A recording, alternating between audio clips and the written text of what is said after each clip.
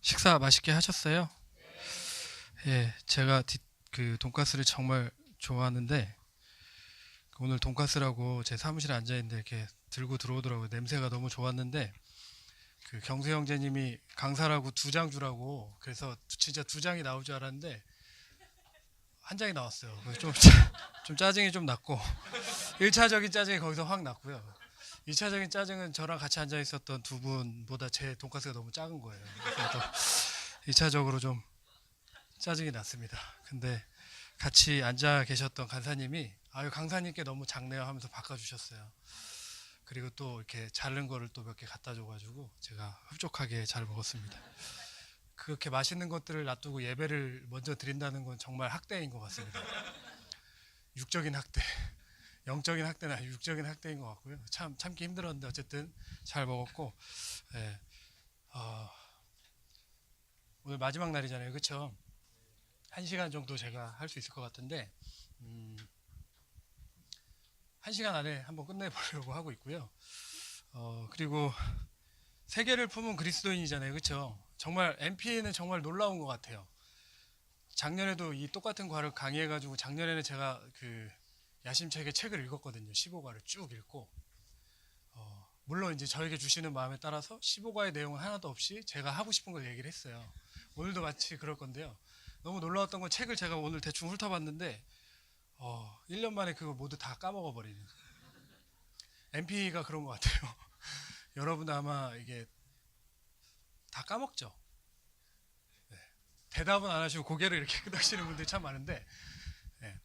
몹시 피곤한 학교이면서 참 정말 그 다 기억하기 힘든데 여러 번 반복하면 그래도 좀 남긴 하는 것 같습니다. 그래서 오늘도 여전히 작년처럼 제가 하고 싶은 얘기 하려고 하고 있고요.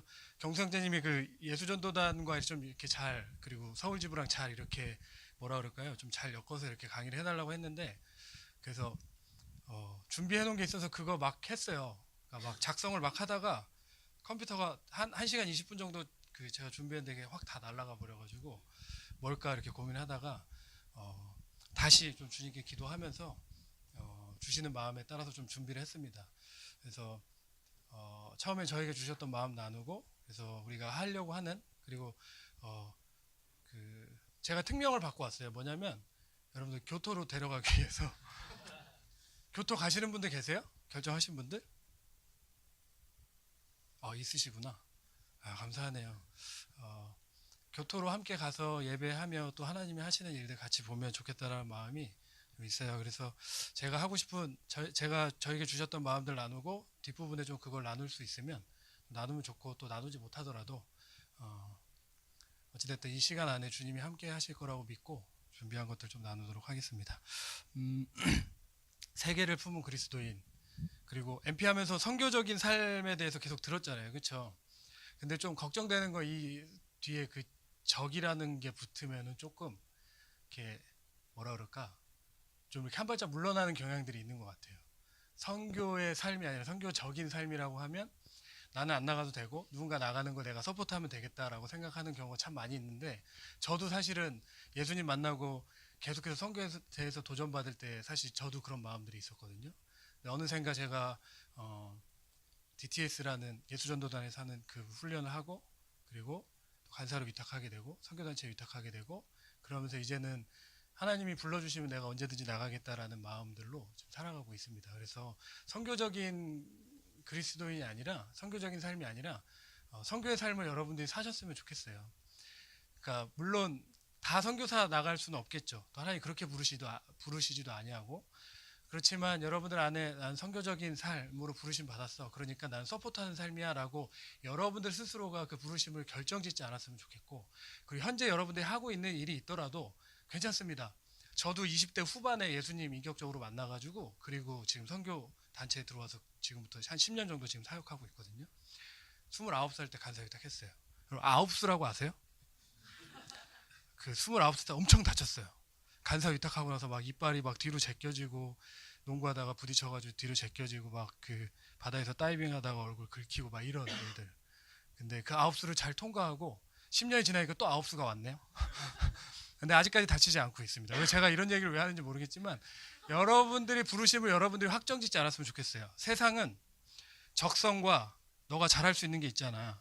그걸로 너의 부르심을 찾으라고 이야기하지만 그렇지 않은 것 같아요. 하나님이 계획하시고 하나님이 원하시고 바라시는 거. 여러분들 선교 역사 계속 들으면서 보셨잖아요. 막 의사들이 선교지 나가고.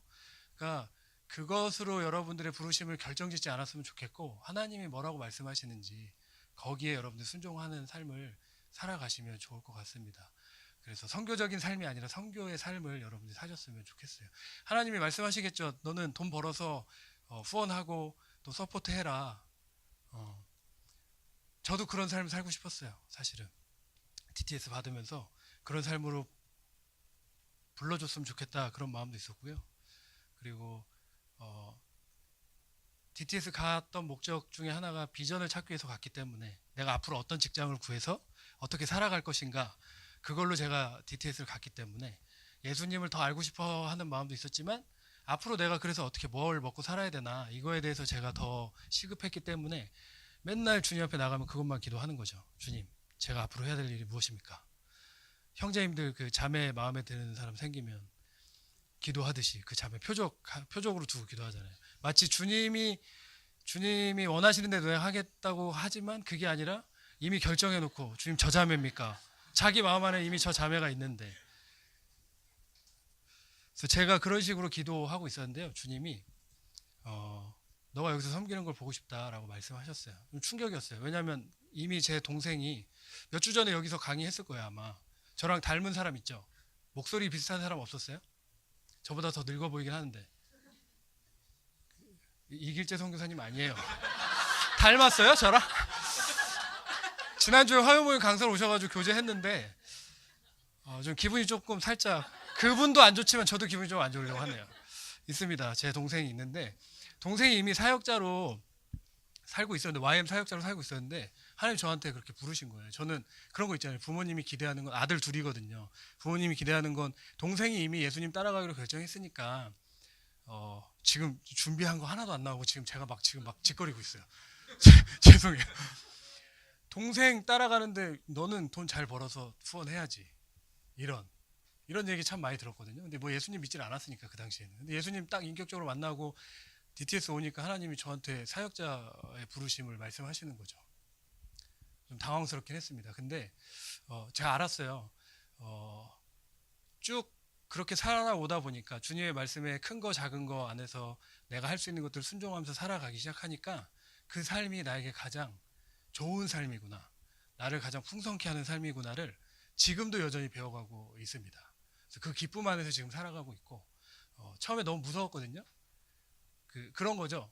내가 너를 이곳에 불렀다라고 하면 여기 선교단체인데 분명 언젠가 선교를 나가야 되는데 늘 무서운 거예요. 예배드리다가 내가 기분이 막 좋아졌어요. 기분이 좋아. 예배드리다가 너무 하나님 너무 좋고 어느 정도 적당한 관계 안에서 좀 거리를 둬야 되는데 기분이 너무 좋아지면 살짝 선을 넘어요. 선을 넘어가면 그때부터 이제 걱정이 되기 시작하는 거죠. 그리고 다시 이성을 찾으면 다시 돌아오고 그런 거 반복하다가 이제 좀 단언하면서 얘기할 수 있는 건 뭐냐면 제가 예수님을 알아가면 알아갈수록 더 제가 제 삶을 드리는 게 어렵지 않고 기뻐지는 거, 그렇게 지금 살아가고 있습니다. 그래서 여러분들이 스스로가 내 부르심은 이거야, 나 직장인이야, 뭐 직장인 중에서 여러 가지가 있겠죠. 그리고 나는 이거야 라고 정해놓은 것들 혹시나 한 번도 내가 내 삶을 하나님 어떻게 부르시고 어떻게 계획하셨는지 물어보지 않으셨다면 진지하게 한번 교토에 가서 같이 한번 물어보는 시간을 가지면 어떨까, 저는 갑자기 그런 마음이 드네요. 너무 이렇게 오경님 너무 이렇게 뚜렷이 쳐다보는데 같이 갈래요? 오경님? 그래도 옛날에 서우지부 간사님이셨는데 지금 교회 사역하고 있으면 애들 데리고 같이 오고 막 그래야 되는 거 아닙니까? 이렇게 간사로 있다가 교회로 사역으로 나가면 이렇게 막 사람을 보내주거나 이러지 않는 것 같아요. 참. 막 진짜 쓸데없는 얘기 막 하고 있습니다.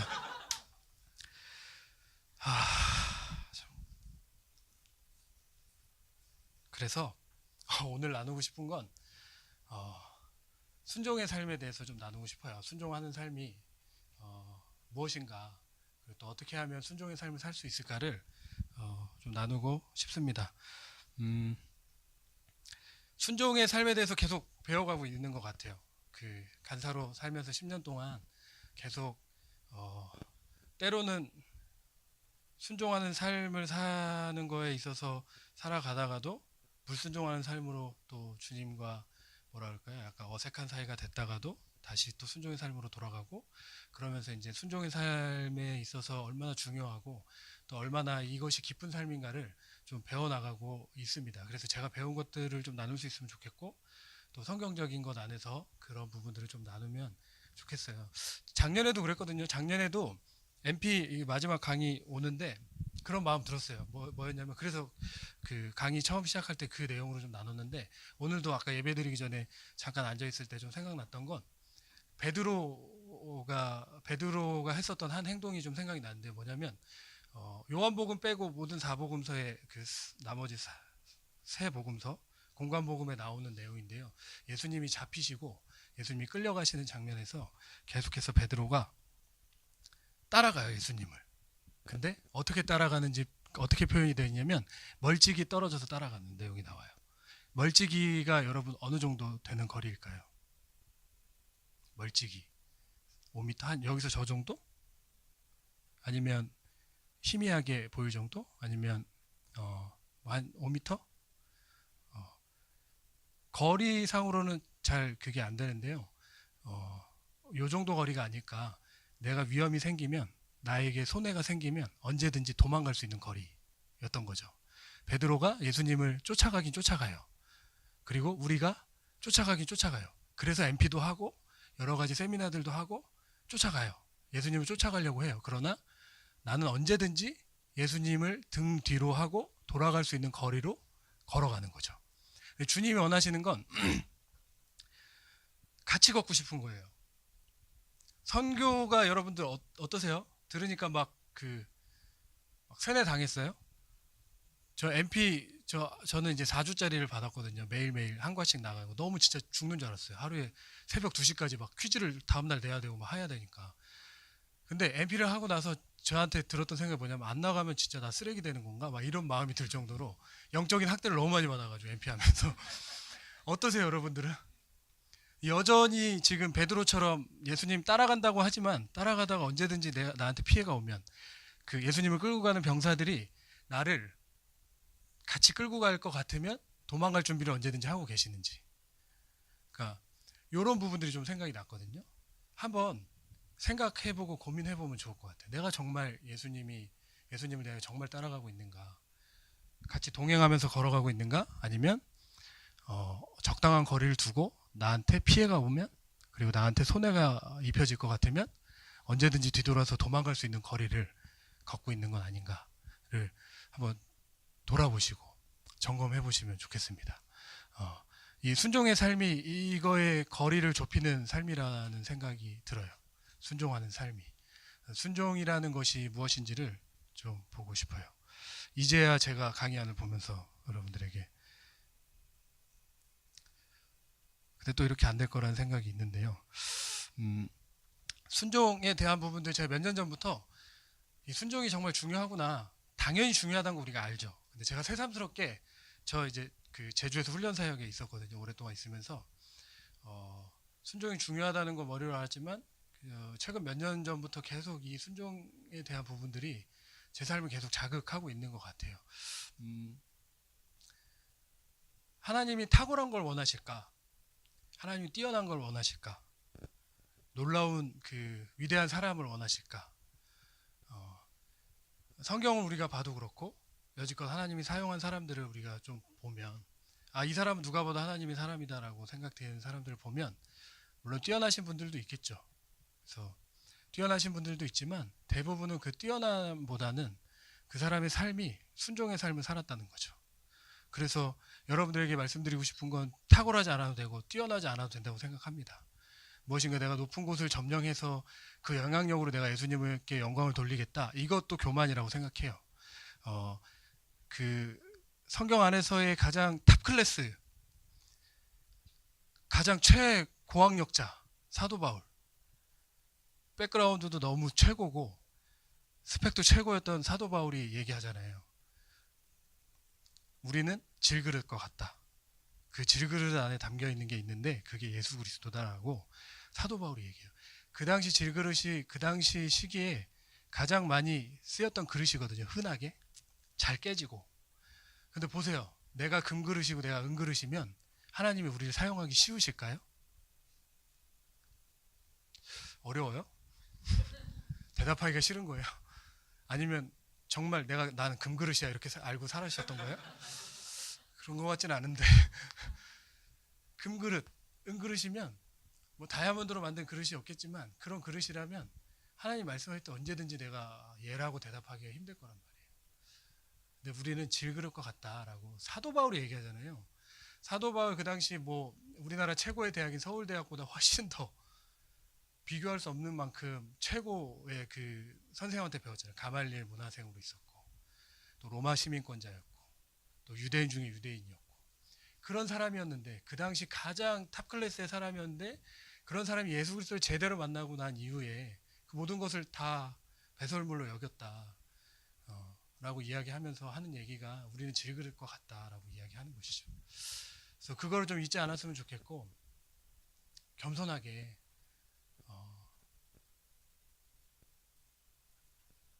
순종의 삶을 좀 사는 분들이 되셨으면 좋겠다. 그래서 순종이란 것이 교회 안에 좀 회복이 되면 지금 이렇게 낮게 뭐라 그럴까요? 낮게 평가받는 기독교 공동체가 교회가 다시금 사람들에게 어떤 뭐라 그럴까요? 이전처럼 위신을 좀 회복하지 않을까. 그렇다고 하나님의 뭔가가 이렇게 떨어지는 건 아니겠죠. 우리의 문제인 거겠죠. 근데 외부인들이 보기에도 그런 거예요. 믿지 않은 사람들이 보기에도 제가 어떤 질문을 제일 많이 받았나 고민해 보니까 제가 어릴 때부터 어쩔 수 없이 교회를 나가야 되는 거였어요. 안 나가면 엄마한테 맞으니까. 그래 본 경험 있어요? 교회 안 나가면 엄마한테 맞아야 되고 그런 집에서 태어나신 분 계세요? 고개 끄덕이시는 몇 분 계신데 너무 힘들어요. 그래서 몇 주 전에 왔었던 동생하고 맨날 헌금 받으면 이제 같이 가는 데가 있죠. 오락실 갔다가 돌아오면 이제 교회 선생님한테 전화 오니까 이제 교회 전화기를 코드를 뽑아버려요. 그러면 이거 누가 뽑아놨어 이러고 엄마가 꽂으면 바로 전화가 와. 그러면 어디 갔다 왔어? 두들겨 맞는 거죠. 그런 집에서 태어나가지고 교회를 어쩔 수 없이 다녀야 됐는데 그러면서 제가 성장했죠. 그러면서 이제 제가 엄마한테 맞아도 아프지 않을 정도가 됐고 맞아도 상처받을지 않을 정도가 되니까 이제 대놓고 이제 안 나가기 시작하는 거예요. 그렇지만 제 정체성 어릴 때부터 교회를 다녔기 때문에 교회 다닌 사람. 그래서 친구들이 만나면 이제 늘 뭐 예수님 만나기 전에 술 마시고 담배 피고 그러니까 뭐 그렇게 살았으니까. 근데 가장 먼저 물어보는 게 뭐냐면 너 예수님 믿지 않냐? 너 교회 다니지 않냐? 예수님 믿느냐라고 안 물어보고 너 교회 다니잖아. 근데 술 먹어? 담배 펴? 그러니까 저를 잘 아는 사람은 안 물어보는데 이제 별로 친하지 않은 사람들 오랜만에 만나거나 이러면 이제 그 술자리에 가면 이제 늘 얘기하는 거죠. 너 예수 믿는 사람 아니야? 너 교회 다니는 사람 아니야? 라고 묻는 거죠. 그러니까 이거를 여러분들 그런 질문 많이 받아보셨어요? 몇 분 계시네. 그 질문 받을 때 여러분 스트레스 받지 마시고 여러분 삶을 한번 점검해 보세요. 무슨 얘기냐면 믿지 않는 사람들도 아는 거예요. 그리스도인 정도라면 어느 정도 수준이 돼야 될 걸 아는 거죠. 근데 우리는 그런 거 신경 안 써요. 내 마음대로 그냥. 그러니까 여러분들 세상도 이야기하는 거예요. 진짜를 보고 싶은 거죠. 그렇지 않을까요? 진짜를 보고 싶은 거예요. 그리스도인이라고 말하는 거 안에서 본인들이 그려놓은 거 그게 정답은 아니겠지만 본인들이 그려놓은 그것들 모델을 세워놓고 진짜가 보고 싶은 거예요. 그런데 진짜가 많이 없으니까 욕하기 시작하는 거죠. 그러니까 여러분들 좀 진짜가 되셨으면 좋겠어요. 그중에서 오늘 제가 얘기하고 싶은 게 여러 가지가 있겠지만 진짜가 되는 것이 진짜 그리스도인 내가 진짜 예수님 따르는 사람이다 라는 그 의미하는 여러 가지가 있겠지만 순종하는 삶을 여러분들이 배우기 시작하면 훈련하기 시작하면 그리고 순종하는 사람으로 여러분들이 삶을 바꾸기 시작하시면 사람들도 보고 알겠죠. 예수 믿는 사람이네. 좀 다르네 라는 것들. 그래서 여러분들 좀 그렇게 세상에서 또 여전히 우리는 세상을 사랑하면 안 되겠지만 세상을 섬기면서 살아가야 되는 사람들이잖아요. 그러니까 그 안에서 여러분들이 여러분의 삶을 그렇게 순종하는 삶으로 좀 바꿔나가면 어떠실까라는 생각이 들고요. 순종이라는 것이 성경 안에서 어떻게 위치하고 있는가를 여러분들에게 이야기 나누고 싶습니다. 창세기 시작부터 순종에 대해서 이야기가 나와요. 아담을 하나님께서 만드시고 아담에게 특별한 거 얘기하지 않으세요. 뭐 사랑, 겸손, 예수님의 성품 이런 거 얘기하지 않으시고 아담을 만들어 놓고 말씀하시는 건 뭐냐면 경계를 그어 주시잖아요. 뭐는 해도 되고 뭐는 하지 말아라. 명령을 내리시는 거예요. 아담은 그것에 대해서 순종하면서 살아가요. 그리고 성경 맨 마지막 부분, 맨 마지막이 뭘까요? 창세기가 제일 처음이고 맨 마지막이 뭐예요? 요한계시록. 요한계시록이 쓰여진 배경은 도미티안 박해 때, 로마 도미티안 황제 박해가 시작될 때 네로 황제보다 더 심한 박해를 그리스도인들에게 막 주기 시작했던 거야. 믿는 사람들 잡아서 죽이고 그러한 삶을 살았던 그 시대의 사람들에게 그 당시 반모섬으로 유배가 있었던 요한이 그 사람들에게 쓴 거죠. 너네가 예수님이 다시 오신다. 예수님이 말씀하시고 승천하신 것처럼 예수님 다시 오신다라고 이야기하면서 그러니까 너네가 예수님 다시 오실 때까지 그리스도인으로서 살아가야 돼. 순종하는 삶으로 살아가야 돼. 너네가 예수님 다시 오실 길을 예비하고 그 길을 포기하지 않고 살아가야 돼라고 이야기하는 거죠. 순종하는 삶에 대해서 맨 마지막 부분에도 나와요. 그리고 뭐죠? 창세기에 하나님께서 명령하시고 아담이 그것을 순종하다가 불순종을 통해서 그 하나님과의 관계가 깨어지잖아요. 근데 그 불순종으로 깨어진 그 관계를 회복하는데 뭐가 필요한 거예요? 어려워요? 어려워요? 십자가. 예수 그리스도께서 이 땅에 오셔서 하신 게 뭐예요? 하나님 말씀에 순종한 거잖아요. 불순종으로 하나님과 관계가 깨져 있던 것들을 예수님께서 이 땅에 오셔서 순종함으로 인해서 다시금 그 하나님과의 관계가 회복되기 시작하는 거죠. 성경은 처음부터 끝까지 그리고 중간까지 계속해서 이야기하는 건 뭐냐면 순종에 대해서 이야기하고 있는 거예요. 물론 하나님의 뭐 사랑과 여러 가지 그것들 중요하죠. 그게 중요하지 않다라고 이야기하는 게 아니라 순종이 그만큼 성경 안에서 중요한 위치를 차지한다라는 것을 여러분들에게 말씀드리고 싶은 거예요. 순종이 정말 중요해요. 순종을 해도 되고 하지 않아도 되는 게 아니라는 거예요.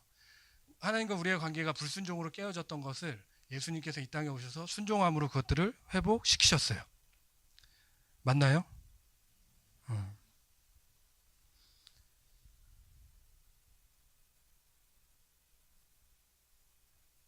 그래서 성경 안에서는 순종에 대해서 크게 강조하고 있다. 그래서 마치 그냥 예수님 내가 영접 기도하고 그리고 내가 교회 생활하면 끝나는 그걸로 내가 어떤 천국을 확보하고 천국행 티켓을 확보하는 그런 수준이 아니라 성경 안에서는 계속해서 말씀하시는 건 순종하는 삶에 대해서 이야기하고 있다는 거죠. 여러분들 지겹게 들은 창세기 12장의 아브라함을 부르실 때 창세기 12장 그 사건을 뭐 성경 안에서 본론이라고 얘기하잖아요. 본격적으로 성교의 그 여정이 시작되는 내용. 그 아브라함을 부르실 때 아브라함을 통해서 이스라엘 큰 민족을 이루시겠다고 약속하고 실제로 그것들을 이루셨는데 그것의 시작점도 아브라함이 순종하는 것으로부터 시작되는 거죠. 그러니까 순종 없이는 하나님의 일들을 볼 수 없다는 거예요. 그래서 여러분들은 그 순종하는 삶이 정말 여러분들 삶에 중요하다는 것을 좀 깨달았으면 좋겠습니다. 단순히 해도 되고 안 해도 되는 그런 문제가 아니라 정말 내 삶에 이게 필요한 문제구나. 하나님과 나 사이 안에서 정말 필요한 것이구나라는 것을 여러분들이 기억하시면 좋을 것 같아요. 그래서 예수님이 어떻게 순종하셨는지 말씀 좀 찾아볼까요? 이제 좀 제가 안정권으로 들어온 것 같아요. 보면서 하고 있습니다. 로마서 5장 19절.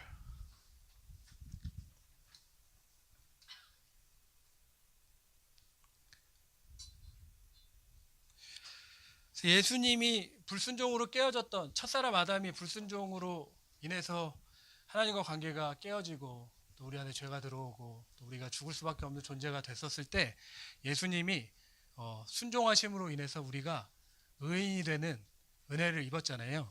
그래서 우리가 예수님이 어떻게 순종하셨는지를 좀 보도록 하겠습니다. 로마서 5장 19절 좀 같이 읽도록 하겠습니다. 시작.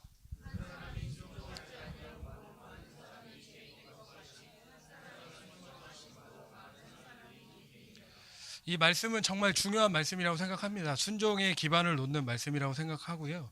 여러분들 우리가 아는 예수님이 이 땅에 오신 이유에 대해서 좀 얘기해 보시겠어요? 예수님이 이 땅에 오신 이유가 뭐죠? 우리를 대속하시기 위해서 오셨고, 그리고 또 뭐예요? 죄에 대해서 해결하시려고 오셨고, 그리고 악을 멸하러 오셨고, 또 영광을 받으시기 위해 오셨고, 또 한 가지는 뭐냐면, 중요한 한 가지는 우리의 롤모델이 되기 위해서 이 땅에 오신 거죠. 사람으로 오신 이유는 이 땅에서 살면서 어떻게 살았는지를 보고 나를 따르는 사람들이 그렇게 따라올 수 있도록 롤모델이 친히 되셨다는 거예요. 근데 보세요. 한 사람이 순종하지 아니함으로, 아까 얘기했던 누구죠? 이 한 사람은 아담. 그리고 그것 때문에 많은 사람이 죄인이 된 것 같이 한 사람이 순종하심으로, 이 뒤에 나오는 한 사람은 누구죠? 예수님이 순종하심으로 많은 사람이 의인이 됐다라는 것이죠. 말씀 하나만 더 찾아보겠습니다. 히브리서 5장 8절이에요. 히브리서 5장 8절.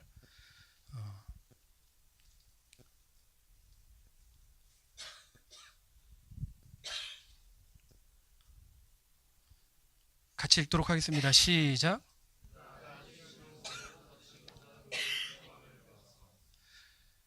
근데 예수님이, 그러니까 우리가 좀 마음에 그 뭐라 그럴까요? 그냥 이 말씀을 그냥 쑥 읽어버리면 그냥 뭐 그럴 수 있겠다라고 딱 지나갈 수 있는데, 깊게 한번 고민해 보면 이해 안 되는 부분일 수 있거든요. 그가 아들이면서도 받으신 고난으로 순종을 배웠대요. 예수님이 순종함을 배울 필요가 있나? 라는 거. 그런 생각 한번 안 해봤어요? 저 어렸을 때 좀 그런 생각 많이 해봤거든요. 예수님이 십자가에 달려 돌아가시면서 고통을 받으시고 고난을 받으시고 돌아가셨대는데, 신이신 분이 꼭 그렇게 할 필요가 있을까? 그냥 우리를 위해서 그렇게 하신 거라면 약간 그냥 퍼포먼스처럼 아픈 척하고 이렇게 돌아가셔도 될 정도의 능력이 있으신 분 아닌가? 어렸을 때 저는 그런 생각 해봤는데 몇 분이 저를 굉장히 약간 이상한 사람을 쳐다보시는 것 같습니다. 그런 생각 해본 적 없으세요? 왜 근데 그분이 굳이 순종을 배워야 돼? 고난을 통해서 순종을 배웠다라고 말씀에 나와 있는데, 예수님이 이 땅에 오셔서 살아가셨던 걸 보면 요한복음에 자주 나오는 반복되는 말씀인데요. 예수님이 한 번도 자신의 뜻대로 신성을 사용해 보신 적이 없는 거예요. 요한복음에 무슨 표현이 나오냐면요. 나는 아버지가 하라는 것만 한다. 나는 아버지가 원하는 뜻을 이루러 왔다. 그러니까 철저히 그 하나님이 하라는 것만 하시는 거죠. 그래서 완벽한 신이기도 하시고 완벽한 인간이시기도 하신데, 신성을 자기 마음대로 한 번도 사용해 보신 적이 없다는 거예요. 예수님이 그러신 분이라는 거죠. 그러니까 아까 얘기했잖아요. 이 땅에 오셔서 우리에게 보여주시고 싶으셨던 게 있는데, 그건 뭐냐면 순종의 삶에 대해서 보여주시고 싶으셨던 거죠. 예수님의 의미에 대해서 여러 가지로 얘기할 수 있겠지만 오늘 순종에 대해서 얘기를 하는 것이기 때문에 여러분들에게 이 말씀을 드리는 거예요. 예수님이 이 땅에 오셔서 우리의 롤모델이 되신 거예요. 순종의 삶을 살아가는 롤모델이 되신 거죠. 누구? 하나님. 하나님의 뜻을 이루기 위해서 이 땅에 오셨고, 그것들을 순종함으로써 우리에게 말씀하고자 하시는 것이 있는 거죠. 너네도 충분히 순종하는 삶을 살 수 있어 라는 것을 예수님이 말씀을 통해서 우리에게 가르치고 있다라고 믿습니다. 예수님이 고난을 통해서 순종을 배웠다면 우리도 순종을 어떻게 할 수 있을까요? 분위기 원래 이럽니까? 맛있는 것도 먹었고 오늘 수료하잖아요, 그렇죠? 더 이상 목요일날 여기 막 버스 타고 들어올 때 짜증나죠? 차 엄청 막히고 막 안 와도 되는데, 그렇죠? 뭐 얘기하다 말았지? 그렇죠? 그래서 여러분, 우리는 순종함을 배울 수 있고 배워야 된다는 거예요. 그래서 순종함을 좀 배웠으면 좋겠어요. 하나님이 말씀하실 때 순종하는 것을 배웠으면 좋겠어요. 그럼 또 이렇게 질문을 던지는 사람도 있겠죠. 하나님의 음성을 어떻게 듣습니까? 그 여러분들이 같이 교토에 가서 들어보면 이런 식으로 제가 그 훈련 사역했을 때 많은 사람을 간사로 낚았습니다. 간사계 아브라함이라고 불릴 정도로 제가 소그룹에서 이렇게 그 한시도 농담을 던져도 계속 그 얘기들을 계속 하면서 간사하라고 얘기하면서, 진짜 같이 갔으면 좋겠어요. 진짜로. 경수 간사님 죄송해요. 저한테 특명을 내리셨는데 힘들 것 같습니다. 하나님 말씀하셔야 가능한 거기 때문에 하나님의 음성을 듣는 것, 근데 여러분들 충분히 예배하면서 또 말씀을 들으면서 또 이렇게 강의를 들으면서 MP를 또 강사님을 통해서 강의를 들으면서 여러분들 마음 안에 하시는 말씀들 잘 듣고 있다라는 생각이 있어요. 그러면 듣는 것에서 그치는 게 아니라 순종해야 된다는 거죠. 그래서 그 계속 교토에 가야 된다는 부담감이 있는 사람도 있지 않아요? 가야 되나? 있죠. 네. 그러면 그거가 하나님의 말씀하신 거예요. 늘 제가 자주 하는 얘기인데 여러분들 생각 안에서 그렇게 선한 생각이 들 수가 없어요. 우리 그 정도로 선하지 않아요. 그렇기 때문에 가야 된다는 부담이 생기면 가보면 하나님이 확인시켜 주실 거예요. 왠지 아세요? 믿음이라는 게 그런 것 같아요. 하나님 말씀하신 걸 내가 취하고 내가 한 발을 디뎌야지만 그래야지만 보이지 않던데 다리가 생기거든요. 디딤돌이 생기는 거죠. 그러니까 이거와의 싸움인 거예요. 그러니까 늘 우리는 보면 건너겠습니다라고 하잖아요. 그쵸? 저 회사 때문에 안 돼요. 막 저 뭐 어디 작년에 할 때는 막 그런 사람 되게 많은데 해외여행 때문에 안 된다고 이미 표를 다 끊어놨어.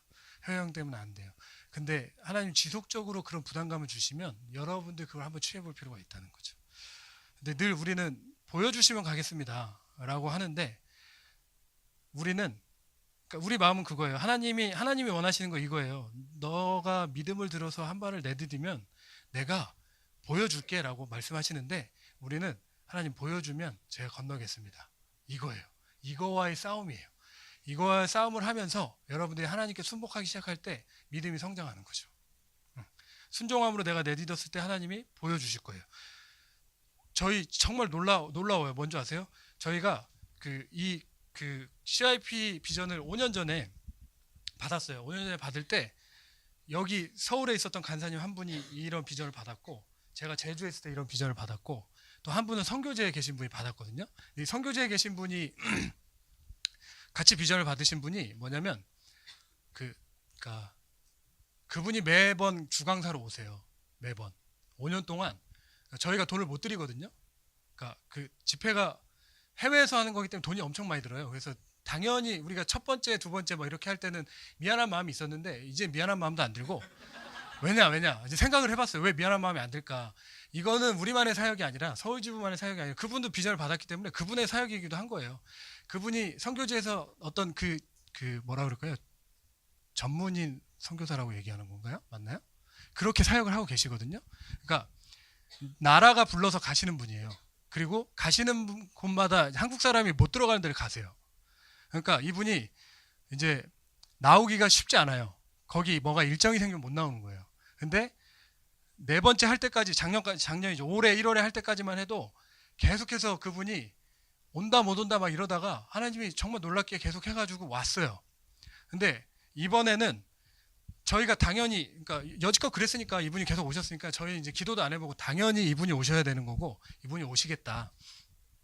그리고 이제 그 전까지는 제가 돌아보니까 그 전까지는 계속 기도했던 것 같아요. 이분이 오셔야 된다고 같이 비전을 샀기 때문에 이분이 오셔야 되는데 이번에는 뭐 기도도 안 해보고 그리고 오실 거라고 당연하게 생각했기 때문에 기도도 안 한 거죠. 기도도 안 해보기도 하고 이분이 하나님이 원하시는 강사가 맞나 기도도 안 해보고 당연히 이분이 오시겠지.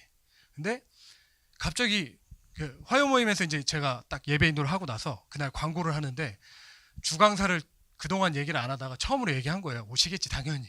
그리고 그 광고를 하면서 주강사가 누구라고 발표를 한 거예요.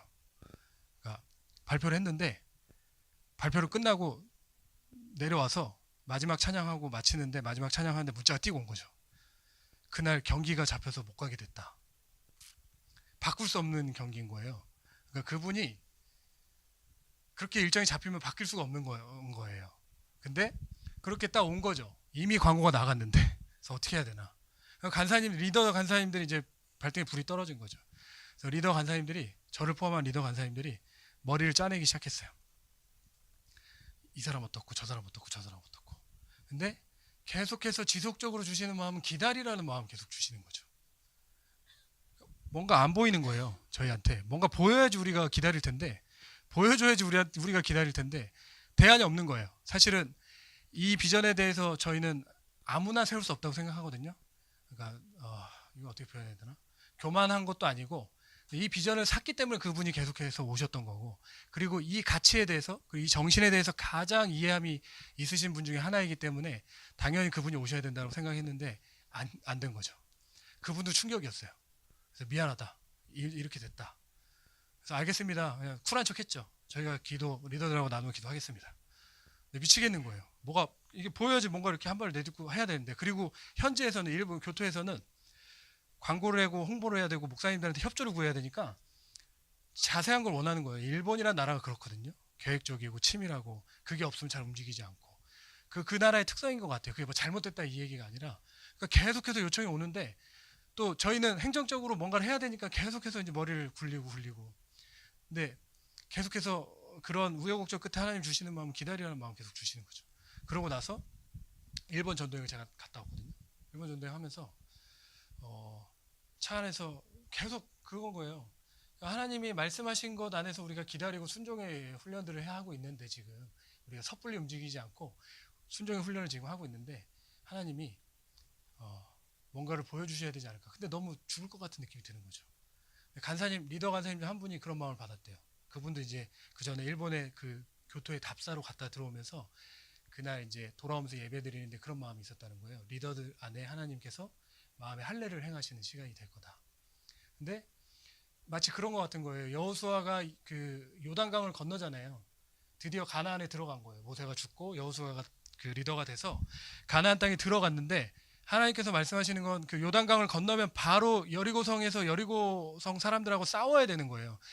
그 전까지 가나안 족속들하고 한 번도 싸워본 적이 없는데, 드디어 기다리던 가나안에 들어가서 이제 그 사람들하고 싸워야 되는 시간들이 왔는데, 요단강을 건너고 그 길갈 앞에서 하나님이 하라고 하시는 건 뭐냐면, 전쟁을 준비하라는 게 아니라 뭘 하라고 하시죠? 할래. 근데 이거를 그냥 간단하게 생각하면 안 되고, 하나님과 그냥 언약 맺는 수준으로 생각하면 안 되고, 그 당시 사람들이 거기서 할례를 맺으면 전쟁할 수 있는 남자들이 다 수술을 하기 때문에 움직일 수 없는 상황이 되는 거예요. 죽을 수도 있어요. 바로 앞에 있기 때문에. 그런데 그런 상황에서 하나님이 하라는 것에 순종하잖아요. 근데 마치 우리가 그런 시간들이었던 거예요. 제가 그래서 일본에서 전도여행 하면서 저희가 차 타고 이동을 하면서 제가 음악 틀어놓고 예배 드리는데 갑자기 그런 마음이 드는 거죠. 조금 이 능선을 넘은 느낌 있잖아요. 힘든 시간 막 올라가는 걸 넘어서서 이제 좀 올라와서 이제 내려가는 일이 좀 남았다. 아직 끝난 건 아니지만 그런 마음이 들면서 하나님 뭔가 하시겠구나라는 제 안에 믿음이 생겼거든요. 그러고 나서 그날 저녁인가 그 다음날 저녁이었나, 아무튼 저녁에 저희가 그 땅에서 나고야를 저희가 밟았는데, 나고야에서 제일 높은 그 TV 타워라는 곳에 올라가서 저희가 이제 거기서 기도하는 시간을 가졌거든요. 근데 그 밤에 간사님한테 문자가 띄고 온 거죠. 경기가 3월로 옮겨질 수도 있다는 거예요. 근데 옮겨지면 옮겨지는 거죠. 옮겨질 수도 있다는 뭘까? 짜증나더라고요.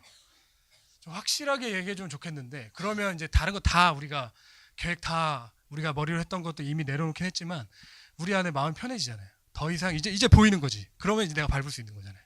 근데 주님 끝까지 우리에게 믿음에 대해서 요구하시면서, 제가 전도회 끝나고 돌아와서 이제 리더들 만났죠. 그런 부분들을 나누면서 기도하고 결정했던 게 뭐냐면, 간사님 오신다. 그러니까 우리가 간사님 오시는 걸로 생각하고 이제 일을 진행하자라고 했어요. 그리고 나서 어제였나요? 문자 온 게? 어제 여러분들 만나기 전에, 이것도 굉장한 우연이라고 생각합니다. 여러분들 만나기 전에 그 일들이 일어난 거죠. 대단합니다. 문자가 왔어요. 너의 기도가 뭐 예수님처럼 보내셨어요, 문자. 경수형제의 문자 딱 보면 완전 예수님 말투시네. 예수님 말투로 뭐 너희들의 기도가 응답이 되었다, 뭐 이런 식으로 이렇게 오셨는데 3월로 옮겨진 거예요. 오실 수 있게 되셨어요. 제가 보냈죠. 저희도 마음의 할례를 받는 시간이었지만 간사님도 그럴 거라는 마음을 제가 받았습니다. 기도하면서 간사님 보내셨던 게, 선교사님 보내셨던 게 나에게도 꼭 필요한 시간인 것 같다고 얘기하시면서, 그래서 올 수 있게 되셨어요. 네. 그래서 저는 생각합니다. 하나님 계속해서 믿음을 요구하시고 하시는 거 안에 이게 우리의 계획대로 착착착 되고 하면 이건 그냥 행사밖에 안 되는 것 같아요. 프로그램. 근데 매 순간순간 믿음이 필요하고 하나님의 음성을 듣고 순종하고 하는 것들이 필요한 거 보니까 그래 아직까지 우리가 잘 가고 있구나라는 마음이 좀 들었어요. 뭐 얘기하다 지금 여기까지 왔는지 잘 모르겠는데요. 이해해 주십시오. 이해해 주지 않으면 1시간 넘길 것 같아요. 이해해 주실 거죠? 감사해요. 정말 싫으신가 보다. 그래서 뭐 얘기해 나왔지? 예수님이 한 번도 자신의 뜻대로 하지 않았다는 거 나눴잖아요. 그래서 예수님도 순종함을 배운 것처럼 우리도 배웠으면 좋겠고요. 저도 지금 배우고 가고 있어요. 그래서 이전보다 많이 빨라진 것 같아요. 하나님 말씀하시면 재지 않고 순종하는 거. 지금 간사들, 저희 리더들 안에서도 하나님이 이번 일들을 통해서 특별하게 또 하나님이 그렇게 계속해서 그런 시간들 갖게 하시면서 우리 안에 하나님 믿음을 보시고 또 우리 안에 그것들을 통해서 믿음이 조금 성장한 시간들이 되지 않았나라는 생각이 좀 들어요. 그래서 저희 지부에 특별히 또 새로운 간사님들 많은데 같이 그 믿음의 삶을 좀 배우면 좋겠다는 마음이 저 안에 요즘 계속 있거든요. 다른 걸 통해서 가르칠 수 있는 게 아니라 우리가 하나님의 뜻에 순종하기 시작할 때 믿음을 배울 수 있는 거죠. 왜냐하면 믿음은 들음에서 나고 들음은 그리스도의 말씀이라고 얘기하잖아요.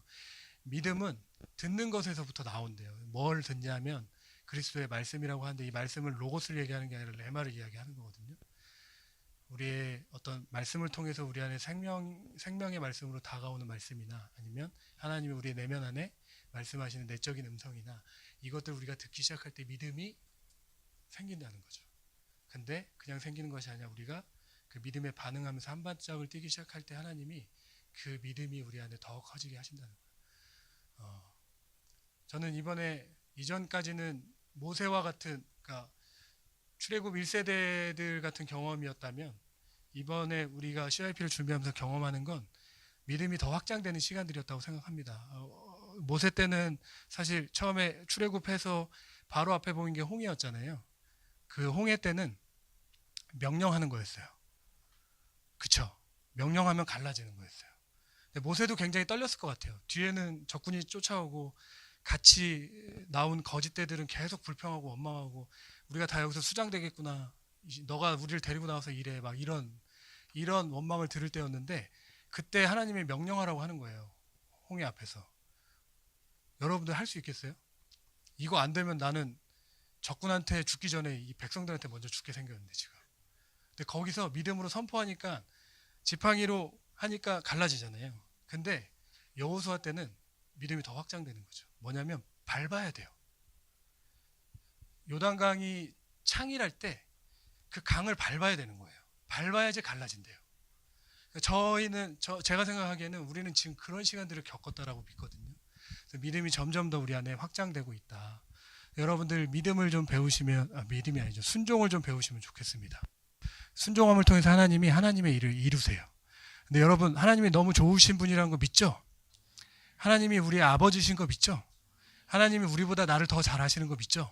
그러면 순종이라는 것이 주어질 때에는 우리가 할 수 없는 것들이 주어지진 않아요. 하나님이 우리를 너무나 더 잘하시기 때문에. 그래서 여러분들에게 계속해서 도전하는 건 뭐냐면 하나님이 여러분들에게 가라고 말씀하시면 지금 내 상황이 그렇지 않아요. 직장도 그렇고 그분은 직장이에요. 나라가 고용한 직장이에요. 나라가 직장인 거예요. 그분이 그 나라에서 그 사람을 고용한 거예요. 근데 그분은 하나님이 가라고 말씀하시고 하나님이 그 상황들을 바꾸셨단 말이에요. 뭐라고 문자가 왔냐면 뭐냐면요.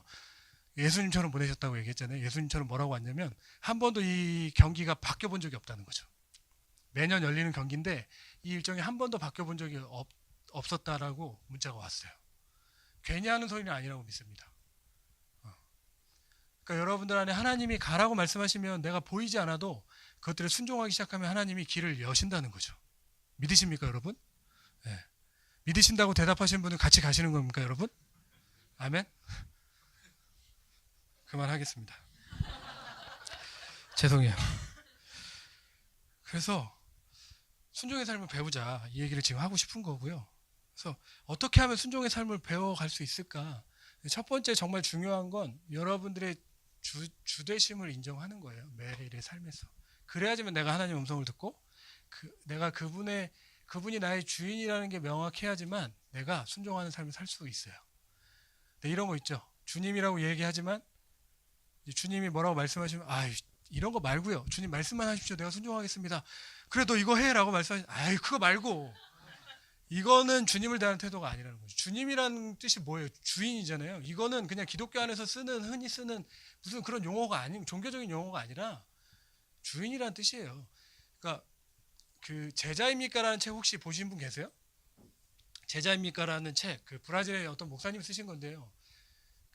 그분의 책의 첫 챕터에 어떤 부분이 나오냐면 이 내용이 나와요. 주대심에 대한 내용이 나오는데 주님이라는 단어를 로마 시대 때는 어떻게 썼냐? 그러니까 로마 황제한테만 주님이라고 쓸 수 있는 거예요. 다른 사람한테 주님이라고 쓸 수 없어요. 그래서 로마 박해 시대 때 이제 그 동교 형제님을 잡아와요. 예수님 믿는다 그래서 잡아왔어. 그리고 이제 칼을 들이들고 이제 물어보는 거죠. 너의 주님이 누구냐? 했을 때 뭐라고 얘기할 거예요? 그럼 죽는 거예요. 바로 그냥 목을 그냥. 그런 시대 때 나의 주님은 예수님이십니다 라는 고백들을 했던 거죠. 그 당시에 사람들이 주님이라고 고백했던 건 우리가 주님이라고 고백하는 것과 달라요. 그분의 책에서 뭐라고 쓰여 있냐면 우리는 동네 그 아저씨를 부를 때, 동네 삼촌을 부를 때 주님이라고 부른다. 동네 삼촌처럼 취급하는 거죠. 그거 말고 주님 말씀만 하세요. 내가 다 하겠습니다. 직접 말씀하시니까 그거 말고 주님 그거 말고요 라는 태도는 주님을 인정하지 않는 태도라는 거죠. 여러분들의 마음의 보좌 안에 누가 앉아 계신지를 여러분은 매일의 삶에서 점검하실 필요가 있어요. 그래야지만 내가 순종하는 삶을 살아갈 수 있다. 이거는 정말 중요한 거거든요. 그래야지만 주님이 원하시는 삶을 살아갈 수 있고 순종하는 삶을 배울 수 있다는 거죠. 여러분들의 삶의 변화도 거기서부터 나와요. 주되심을 인정하기 시작할 때. 인정이라는 거 주님 인정합니다 이 정도가 아니라 주님 말씀하신 것에 내가 언제든지 순종하겠습니다. 무엇이든 간에 순종하겠습니다. 이 태도가 있을 때 여러분 삶이 변화되고 싶잖아요. 더 거룩하게. 여러분들 삶 안에서 삶의 변화는 거기서부터 시작되는 거예요. 주님이 우리를 거룩한 삶으로 이끄시기 때문에, 그리고 우리를 너무나 사랑하시기 때문에 우리에게 계속해서 좋은 삶으로 가져가시기 때문에 우리의 삶이 실제적으로 여러분들이 변화하려면 여러분 정말 마음의 보좌 안에 내가 누가 앉아있는가, 내가 앉아있진 않는가, 내가 여전히 예수님을 주님이라고 인정하지만 고백했지만 여전히 내가 내 삶을 컨트롤하고 내가 내 삶을 이끌어가진 않는가. 그러면 그런 삶이 나오는 거죠. 베드로처럼 3년 반을 예수님을 따라다녔는데 예수님이 잡혀가시니까 그래도 베드로는 좀 낫던 것 같아요. 다른 사람 다 도망가잖아요. 베드로는 계속해서 쫓아가요. 근데 그 멀찍이 떨어져서 쫓아가는 삶이 아니라 주님과 함께 걸어가는 삶을 여러분 사셨으면 좋겠습니다. 그렇게 하려면 여러분들 주대심이 중요하다. 그리고 근데 내가 이런 생각이 요즘 더 커지는 것 같은데 뭐냐면 주님께 순종하는 삶을 사는 것이 마치 수동적인 삶을 사는 것 같은 거죠. 뒤처지는 삶을 사는 것 같고 주님이 말씀하신 대로만 내가 움직이고 예수님의 삶이 그랬다고 얘기했잖아요. 주님이 말하라고 하는 것만 말하고 주님이 하라고 하는 것만 내가 한다. 주님이 뜻대로만 내가 한다라고 예수님이 요한복음에서 반복적으로 말씀하시는데 우리가 이 땅에 오신 그 예수님의 모습을 본받아서 주되심을 인정하면서 살아가기 시작할 때 그렇게 느껴지는 거예요. 우리 자아가 아직까지 살아있기 때문에 이게 뭐야? 내가 내 삶을 주체적으로 살아갈 수 있는 거 아닌가? 내가 합리적으로 내 삶을 살아갈 수 있는 거 아니야? 라고 생각할 수 있다. 그런데 여러분 그렇지 않아요. 하나님께 순종하는 삶이 여러분들 더 능동적인 삶으로 이끈다고 믿습니다. 제가 예수님 만나기 전에 굉장히 좁은 사람이고 지금도 여전히 좁은 사람이긴 합니다. 근데 예수님을 만나서 계속해서 순종하는 삶을 살기 시작하니까 제가 점점 더 넓어지는 삶을 사는 것 같아요. 제 범위도 넓어지고 제 마음도 넓어지는 삶을 살고 있어요. 그리고 굉장히 수동적인 사람이었거든요. 내 인생이 그냥 흘러가는 대로 살았던 사람인데 예수님 만나고 순종하는 삶에 대해서 배우고 살아가기 시작하니까 제가 예수님이 말씀하시면 주님이 말씀하시면 제가 옮기는 삶이 두렵지 않은 거예요. 제가 제주에서 제가 처음에 하나님 말씀하셔서 제주로 훈련을 갔죠. 거기서 사역을 하면서 결혼해서 거기서 살았어요. 거기서 정말 중요한 일이 있었죠. 거기서 첫 번째, 두 번째 자녀를 거기서 낳고 그리고 아버지가 서울에 사시다가 건강이 안 좋아지셔서 제주에 잠깐 6개월 계시다가 거기서 돌아가셨어요. 제 삶에 있어서 굉장히 많은 일들이 일어났던 곳이에요, 제주가. 그리고 지금처럼 주택난이 심각하잖아요. 평생 살 수 있는 집도 생겼어. 내 집은 아니지만 국민임대로 제주가 굉장히 그 저렴한 데가 있거든요. 그래서 간사임대 들어가면 잘 안 나와요. 그 집에 눌러 살아요. 그래서 물어봤어요. 몇 년 동안 살 수 있어요? 근데 거기서 일하시는 분들은 정확하게 몰라요. 그냥 살고 싶은 데까지 살 수 있지 않을까요? 제가 거기를 넣었다가 순번이 굉장히 길었는데 감사하게 열방대학 그 제가 사역하던 곳 안에 살다가 나와야 되는 시기가 됐는데 감사하게 거기 들어가게 된 거예요. 거기 들어가서 재정도 그 크게 비싸지 않아요. 그러니까 19평 정도가 되는데 이거 다 얘기해도 되나? 이거 좀 꺼주시면 안 돼요? 되게 세속적처럼 느껴지는데 1,400만 원에 한 달에 8만 원만 내면 되는 거예요. 다 리모델링 되고. 그러니까 얼마나 좋습니까? 그러니까 간사들이 많이 살거든요. 제가 거기가 된 거예요. 몇 년 만에 된 거에 넣었는데 그래서 제가 결정했죠. 그래, 주님의 뜻이야. 평생 사는 거 여기서. 제주도가 처음에 그렇게 인기 있는 지역이 아니었는데 제가 막 살다 보니까 막 인기가 있어져요. 막 사람들이 막 오고 주변 땅값도 엄청 비싸지고 집값도 엄청 비싸져가지고 막 고생하는데 선택받아서 들어간 거예요. 평생 살 수 있겠다. 근데 하나님이 말씀하셨어요. 이 비전에 대해서 처음 말씀하시면서 서울로 가라고 말씀하신 거예요. 젠장. 순종하는 삶을 배우고 있었고 지금도 배우기 때문에 제가 순종함으로 아내랑 기도했어요. 아내랑 기도하고 아이들한테도 의견을 물어보고 같이 기도하고 하나님이 옮기라는 확신한 마음을 주셔가지고 집이 어떻게 해결도 안 되는데 그냥 옮겼어요. 감사하게도 서울지부에서 있는 공생집 안에 제가 살 수 있게 됐죠. 그리고 지금 공동생활하고 있긴 하지만 그러니까 여러분 제가 굉장히 넓어지고 있어요. 예수님 만나기 전에는 뭐 하지 못했던 것들을 예수님 만나고 순종하는 삶을 살기 시작하니까 능동적인 삶으로 바뀌고 있어요. 여러분들의 삶이 수동적인 삶으로 전환되는 게 아니에요. 내가 내 안에 주인이 있기 때문에 내가 내 주인이지 무슨 소리야? 내 주인, 내 인생의 주인이 나지. 어떤 카피에 그런 거 있잖아요. 내가 나를 이끌어가지고 누가 나를 이끌어가. 그러니까 믿음이 좋다고 하는 사람들도 주님께 묻지 않아요. 그냥 일이 잘 안 된 때 묻죠. 예수전도단의 특징, 하나님의 음성을 듣고 움직이는 단체거든요. 근데 내 스스로 움직이다가 잘 안 되면 하나님의 음성을 들어요. 그럴 경우가 참 많아요. 저도 그렇고. 근데 여러분 하나님 음성 듣는 삶, 순종하는 삶을 살아가기 시작할 때 여러분들의 삶을 하나님이 능동적으로 이끄실 거라고 믿습니다. 여호수아 책에 보면 성경 안에 보면 그 하나님의 음성 듣는 삶을 이야기할 때 빠지면 안 되는 책이거든요. 하나님의 음성을 듣고 했을 때 성공하는 삶을 살고 하나님의 음성을 듣지 않을 때 실패하는 것들이 너무 반복적으로 잘 나와 있어요. 여리고성을 점령할 때 처음에 그 얘기했잖아요. 요단강 건널 때 하나님 말씀하셔서 요단강을 건너요. 그리고 하나님 말씀하셔서 할례를 해요. 하나님 말씀하셔서 말도 안 되는 방법이지만 성을 돌아요. 미친 거죠. 근데 전쟁에서 승리해요. 그 다음 전투가 뭐였어요? 아이성 전투에서는 어떻게 하는 줄 아세요?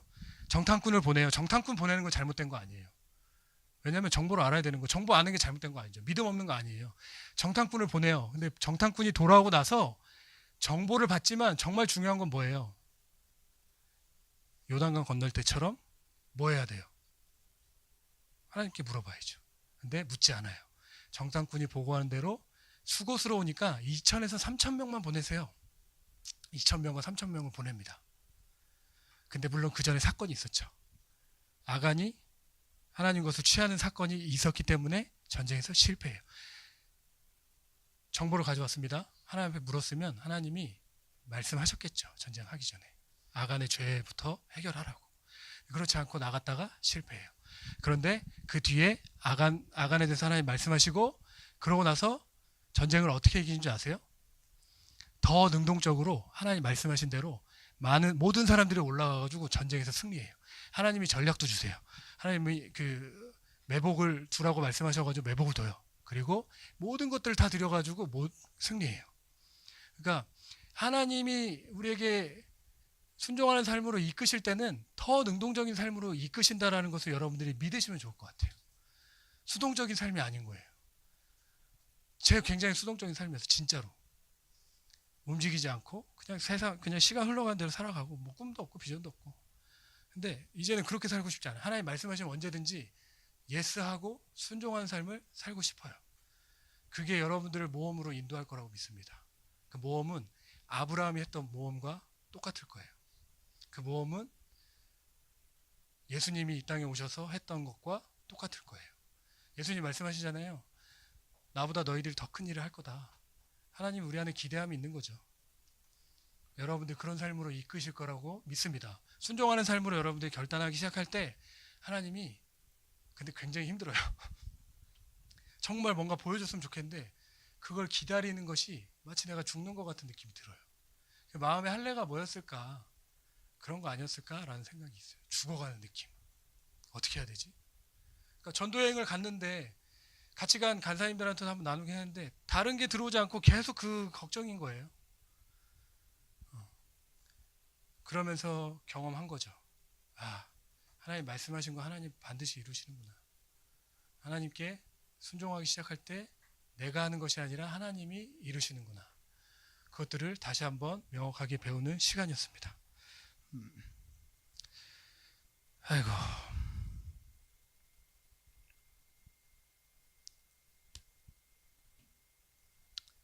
그래서 순종하는 사람이 되셨으면 좋겠습니다. 아까 얘기했잖아요. 하나님이 우리를 너무나 잘 아시기 때문에 내가 할 수 없는 일을 하나님이 시키지는 않으세요.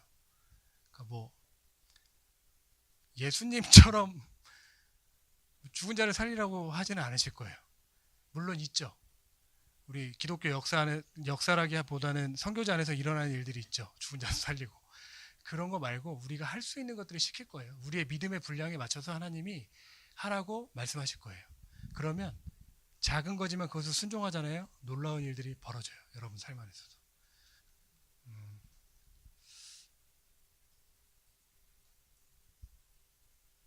YM이 그렇게 시작됐거든요. 로렌 커닝햄 들어보셨어요? 이 예수전도단 YM이라고 얘기하죠. 유스 위더 미션이라는 것. 중국 이름으로 청년 사명단인가 아무튼 그런데 이 청년 사명단을 만드신 미국분 로렌 커닝햄이라는 그분 로렌은 하나님의 말씀에 순종함으로 이 일들을 시작했어요. 로렌이 한 번도 자기가 국제적인 선교단체를 하고 싶다라는 것들을 내비친 적이 한 번도 없어요. 그냥 그건 있었대요. 어렸을 때 하나님이 그 말씀을 보여주셨대요. 너희는 온 천하에 다니며 만민에게 복음을 전파하라. 이 말씀을 자기 안에 환상처럼 보는 시간들을 갖고 나서 자기가 계속해서 간직한 거죠. 이게 내 비전이다. 그러고 나서 실제로 그렇게 살다 보니까 어떻게 됐을까요? 모든 나라를 다 밟았어요. 기네스북에 올라 있는 거예요. 거짓말하는 것처럼 보시는 것 같은데 로렌에게 하나님이 보여준 환상을 통해서 이 일들이 시작됐거든요. 뭘 보여주셨냐면 바하마에서 로렌이 그 바하마에 있는 사람들에게 복음을 전하려고 청년들에게 복음을 전하려고 잠깐 하나님 앞에 무릎 꿇고 기도하는데 하나님이 나타나신 거죠. 하나님 나타나셔서 아니 나타나신 건 아니에요. 죄송합니다. 환상을 보여주기 시작하고 갑자기 그림을 보이고 눈을 떠도 그 그림이 없어지지 않고 어떤 그림이었냐면 그 모든 파도가 모든 대륙을 덮는 거였어요. 근데 이 파도를 자세히 보니까 모든 대륙을 덮으면서 이 파도가 청년들로 바뀌면서 한 손에 성경을 들고 있고 복음을 전하고 사랑을 전하는 일들을 환상으로 보기 시작한 거죠. 그래서 로렌이 그 일들이 56년도에 있었거든요. 그러고 나서 4년 뒤에 YM이 실제로 시작돼요. 처음에 간사가 2명밖에 없었어요. 로렌과 자기의 아내 달린 두 사람이서 그것들 시작해요. 하나님이 말씀하신 거예요. 내가 온 청년들이 온 열방을 덮는 것처럼 파도가 온 열방을 덮는 것처럼 너에게 그 일들을 이루겠다라고 말씀하신 거죠. 그런데 실제로 그 일들이 일어난 거예요. 더 놀라운 건 뭔지 아세요? 로렌이 한 번도 자기가 그렇게 기도하지 않았어요. 그런데 하나님이 로렌에게 보여주신 것은 국제적인 선교단체를 일으키는 거였죠. 선교의 무브먼트를 일으키는 거였는데 자신이 할 수 있는 것의 최소한의 것들을 순종하기 시작한 거예요. 국제적인 선교단체라고 말하기 시작하고 하나님 청년을 보여주셨기 때문에 자기가 만날 수 있는 청년들을 만나기 시작하고 그것이 지금 50년을 넘어가고 있는 이 단체가 60년을 향해 가고 있는 단체가 된 거죠. 여전히 파도는 계속해서 치고 있습니다. 그래서 여러분들 하나님이 부르신 게 괜히 부르신 건 아니라고 믿어요. 세미나이긴 하지만 여러분들 부르신 목적이 있고 이유가 있다라고 믿어요. 언젠가 여러분들이 이 파도에 동참하셔야 될 수도 있겠죠. 하나님 말씀하신다면. 근데 정말 놀라운 건 제가 이거를 아무튼 들었어요. 뭐라고 들었냐면 56년도에 하나님 그렇게 말씀하시고 순종하기로 결정하고 달림과 함께 그 일들을 시작할 때 얼마 안 있다가 뭐가 상용화가 됐냐면 비행기 사람을 수송하는 비행기가 보급되기 시작한 거죠. 그 당시에는 여러분도 아셔야 되는 게 56년도예요. 그 당시에는 선교를 나가려면 60년도에 오대원 목사님이라고 한국예수전도단을 시작하신 분이거든요. 60년도에 한국예수전도단을 시작하려고 온 게 아니라 하나님은 한국이라는 땅을 말씀하셔서 한국에 선교사로 들어왔는데 그때는 6개월을 배를 타고 들어온 거예요. 한국에 한번 오려고 하면 6개월 배를 타고 오셨대요. 잠깐의 단기 선교, 한 달짜리 단기 선교 하려고 6개월 왔다가 6개월 배 타고 오진 않잖아요. 일주일 단기 선교하기 위해서, 일주일 청년들이 복음 전하기 위해서 6개월을 배 타고 가진 않잖아요. 그 당시에 있을 수 없는 패러다임이었는데 그 패러다임을 하나님이 이미 준비하고 계셨다는 거죠.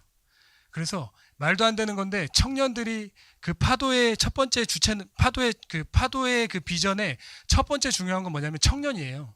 그 당시에 청년들이 선교사로서 살아갈 수 있는 시스템이 없었어요.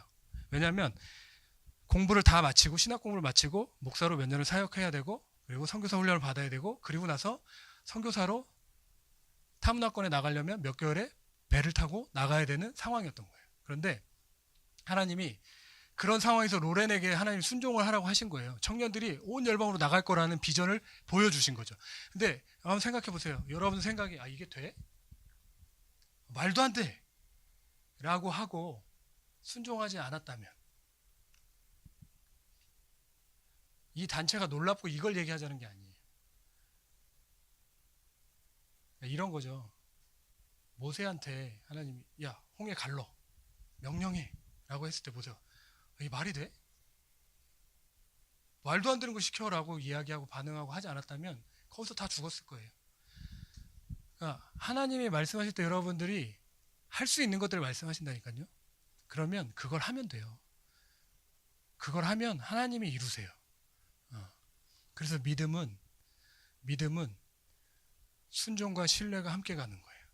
하나님이 말씀하신 것에 내가 순종하고 하나님이 하셔야 될 일에는 내가 신뢰하는 거죠. 그러니까 우리는 이게 헷갈려요. 하나님이 하시는 거예요. 하나님 말씀하셨으면 하나님이 하시는데 하나님이 말씀하신 것을 내가 할 수 있는 것을 내가 순종하면 되는 거예요. 명령해라. 명령하면 되는 거예요. 그런데 우리는 헷갈리는 게 뭐냐면 하나님이 하셔야 되는 거를 하나님이 가르셔야 되는 걸 내가 걱정하고 있어요. 그러니까 우리가 섣불리 발을 딛지 못하는 거예요. 여기에 아무것도 없는데 여기가 낭떠러진데 여기에 그 다리를 만들어 가시는 건 하나님이신데 마치 내가 이 다리가 없다라고 계속 걱정하는 것과 똑같은 거라는 거예요. 근데 그러면 전혀 믿음의 삶에 있어서 진보가 없어요. 그러니까 여러분들 순종하는 삶에 있어서 여러분들 기억하셔야 되는 건 뭐냐면 하나님 말씀하신 거 내가 순종하고 그리고 하나님이 하실 일에 대해서 내가 신뢰하는 거죠. 이 CIP라는 거 비전은 어떻게 시작됐냐면 하나님이 이 땅의 청년들 다시금 선교의 주체로 세우겠다.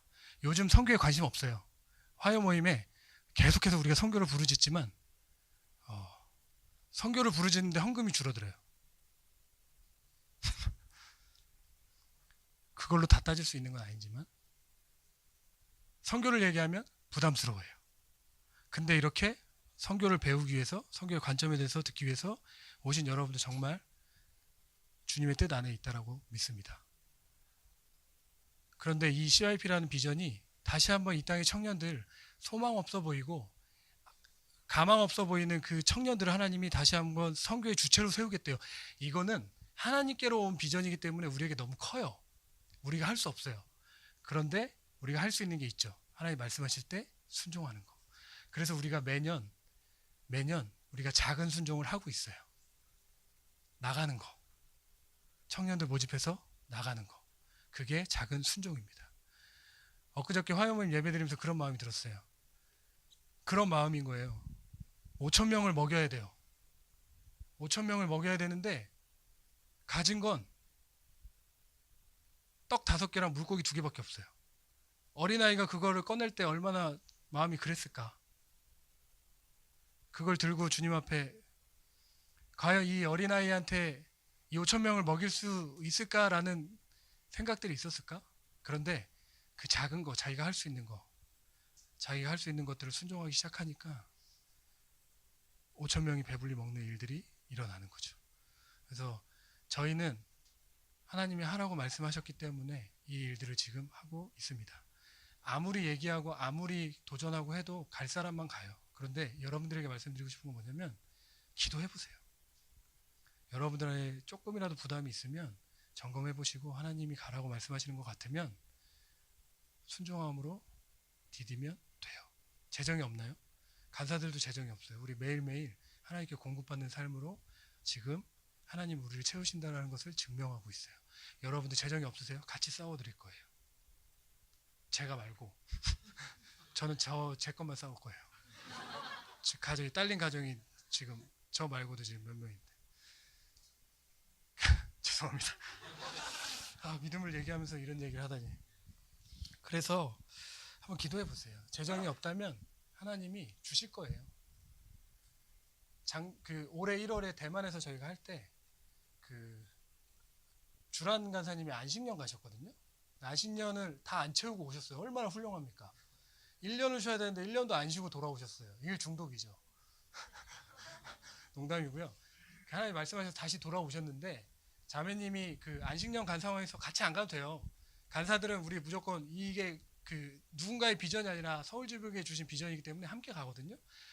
그 안식년 기간이기 때문에 같이 안 가도 돼요. 근데 자기가 기도해보고 하나님이 가라고 말씀하셨다고 결정을 하고 가겠다고 한 거예요. 근데 간사님이 간사님 찾아와가지고 같이 얘기 나누다 들었는데 비행기 티켓팅을 해야 되는데 거의 다 했는데 재정이 없으니까 혼자 못한 거죠. 그래서 이제 어디 사역을 갔다가 천안인가 어디 뭐 기차역에서 버스역인지 아무튼 거기서 앉아가지고 하나님 가라고 하셨는데 왜 재정이 안 들어오죠? 왜 재정이 안 들어오죠? 막 이렇게 막 울었어요? 울었어요? 울으셨대요.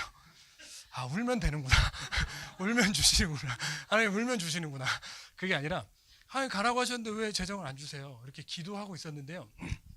정말 절묘한 타이밍이죠.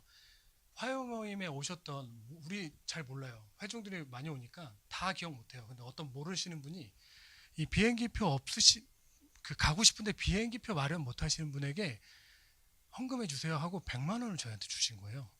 저희가 같이 가기로 했던 분들 중에 채우지 못한 사람들 일단 학생분들에게 주라고 하셨으니까 저희가 다 나누고 했는데요. 한 분에게 이제 그래서 100만 원이 다 간 거예요.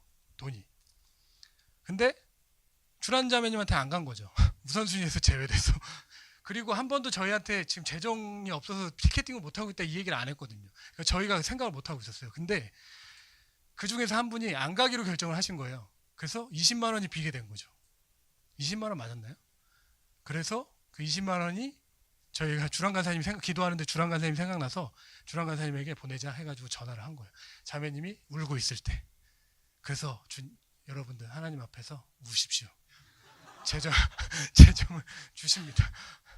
그래서 정말 절묘한 타이밍에 하나님이 재정을 허락하셔서 티켓팅하고 올 수 있었다고 저한테 그때 간증해줬던 기억이 나요. 하나님이 하세요.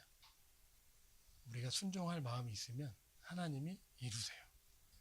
제 그 믿음으로 지금 제가 감당하기 힘든 일이라고 생각하지만 서울에 와서 원치도 않았던 제가 책임자의 자리를 맡고 지금 하고 있어요. 그래서 지금은 굉장히 삶이 심플해졌어요. 더 능동적으로 됐지만 제 삶이 심플해졌어요. 하나님 말씀하시면 하고 말씀하지 않으시면 하지 않는다. 근데 이 삶을 더 배우고 싶어요. 여러분들 이 삶을 좀 배우기 원하시지 않으세요? 배우지 않으세요? 아니죠. 배우고 싶지 않으세요? 대답을 하세요. 배우길 원하세요? 원치 않으세요? 원하세요? 그러면 이 대답을 다 주님이 들으셨습니다. 주님이 그렇게 이끌어가기 시작할 거예요. 모험의 삶으로. 근데 기억하셔야 되는 건 뭔지 아세요? 안 보여요. 그런데 여러분이 하나님의 음성을 듣고 믿음으로 몸을 던지셔야 돼요. 그러면 주님이 받으세요. 2층 침대를 사줬어요. 서울 와서 중고로 싸게 나왔길래 2층 침대를 가져와가지고 조립해가지고 제가 서울 처음 와서 공동생활 하기 전에 2층 침대를 해놨거든요. 근데 둘째 아이가 올라가서 계속 뛰어내려요. 근데 제가 처음에는 이제 둘째 아이를 올려놓고 뛰어내려 했죠. 그 아빠들 장난. 근데 못 뛰어내리는 거야. 무서워서. 근데 이 아이가 겨우겨우 한번 뛰어내렸어요. 뛰어내리는 것도 아니고 뛰어내리지 않는 것도 아닌 것처럼 뛰어내렸어요. 제가 억지로 끌어당겨가지고. 그랬더니 이 아이가 그래서 제가 바로 2층 침대를 처분했죠. 그게 잠은 안 자 거기서. 잠은 안 자고 잠은 꼭 엄마 아빠 옆에서 자려고 하고 거기는 그냥 놀이터가 된 거예요. 계속 뛰어내려. 계속. 그 아이에게 뭐가 있을까요? 아빠가 받아줄 거라는 믿음이 생긴 거예요. 믿음의 삶이란 저는 믿음의 삶은 모험이라고 얘기하거든요. 모험의 삶은 여러분 처음이 어렵죠. 두 번째도 좀 어려워요. 우리는 한국 사람이니까 3-4번까지 어려워요. 근데 4번, 5번 뛰어내리기 시작하면 점점 더 우리가 믿음의 근육이 점점 더 주님이 기뻐하시는 걸로 갈 거예요. 그러면 언제든지 뛰어내릴 수 있는 주님이 말씀하신다면. 그러면 안 되죠. 아빠도 없는데 막 뛰어내리면 그 미친놈이죠. 아빠 없는데 그냥 아빠가 받아줄 거라는 믿음으로 뛰어내리진 않잖아요. 주님 말씀하실 때 우리가 움직이는 것들, 순종하는 것들 여러분 함께 배워나가길 소망합니다. 같이 기도할까요? 죄송합니다. YM에 대한 부분들은 자세하게 못 나눠서 DTS 오셔서도 들을 수 있고 그리고 저기 교토 와서는 더 자세히 들을 수 있고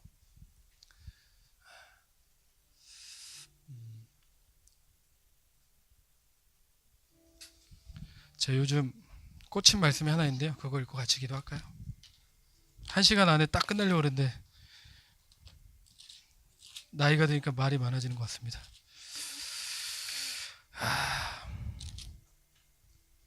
잠깐만요.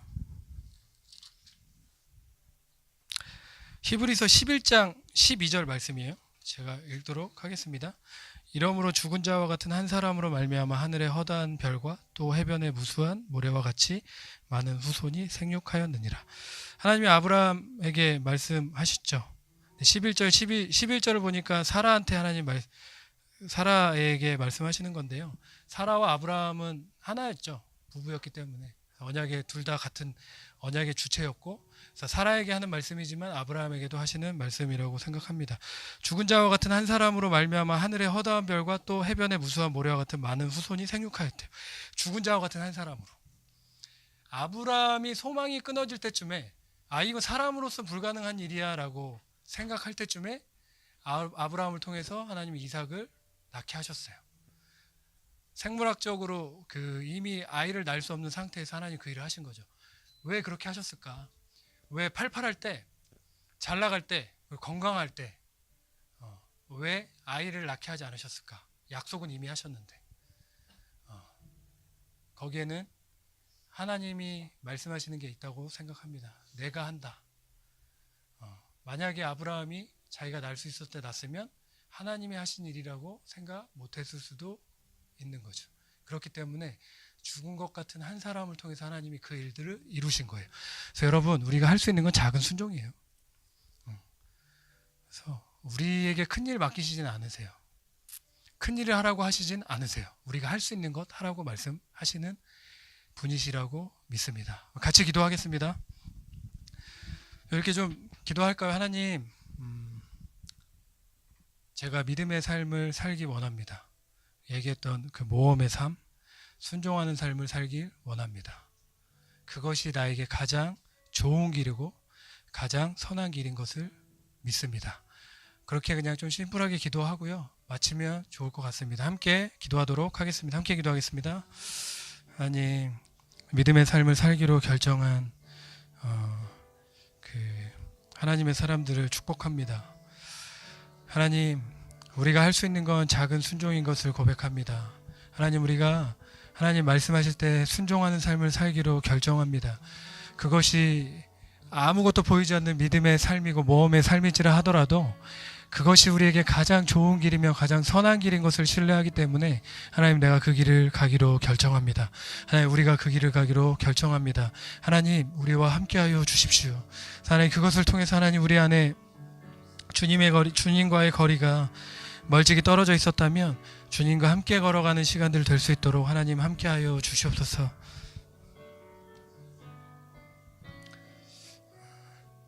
하나님, 감사합니다. 오늘 그 순종의 삶을 결정하기로 한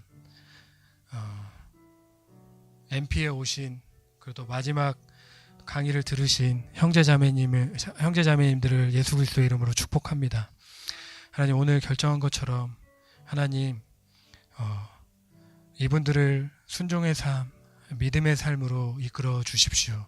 그것이 보이지 않는 길을 걸어가는 것일지라도 하나님, 그 안에 하나님이 함께 하시기 때문에 그 길이 가장 좋은 길이고 가장 선한 길인 것을 신뢰하게 하시고, 계속해서 하나님, 이 시간들을 통해서 믿음이 더 커지는 시간들 될 수 있도록 주님 함께하여 주시옵소서.